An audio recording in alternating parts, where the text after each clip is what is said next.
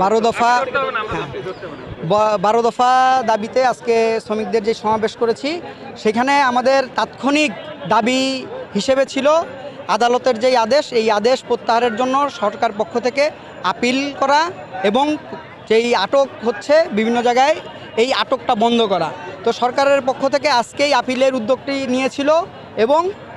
সব জায়গায় আটক যেন না করা হয় সেই বিষয়ে নির্দেশনা প্রদান করে আমাদের যে প্রধান 2 দাবি তাৎক্ষণিক পূরণযোগ্য সেই 2 দফা দাবি সরকার মেনে নিয়েছে, যেই কারণে আমরা আমাদের যে আন্দোলনটি শুরু করেছিলাম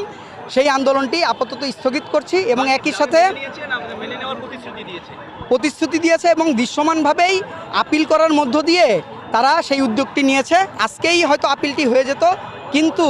একজন বিচারপতি মারা যাওয়ায় কোর্ট বন্ধ হয়ে যাওয়ায় সেটি সম্ভব হয়নি। আগামীকালকে তারা করবেন এবং আমরা তাদের উদ্যোগে আশ্বস্ত হয়েছি এবং আগামীকাল 11টার সময় ঢাকা মহানগর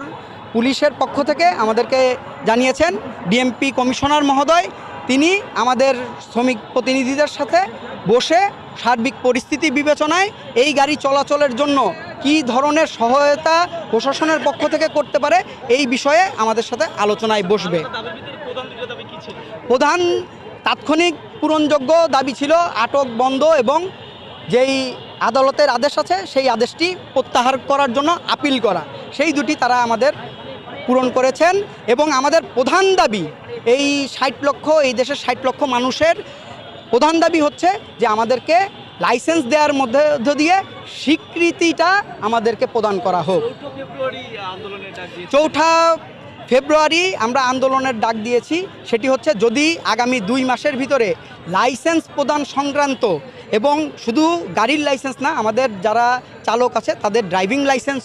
সহ গাড়ির লাইসেন্স এবং নীতিমালা চলাচলের নীতিমালা প্রণয়ন করা না হয় বা এই ধরনের কোনো উদ্যোগ নেওয়া না হয়, তাহলে আমরা শ্রমিকদের মহাসমাবেশ অনুষ্ঠিত করব এই শহীদ মিনারেই আগামী 4 ফেব্রুয়ারি। ধন্যবাদ।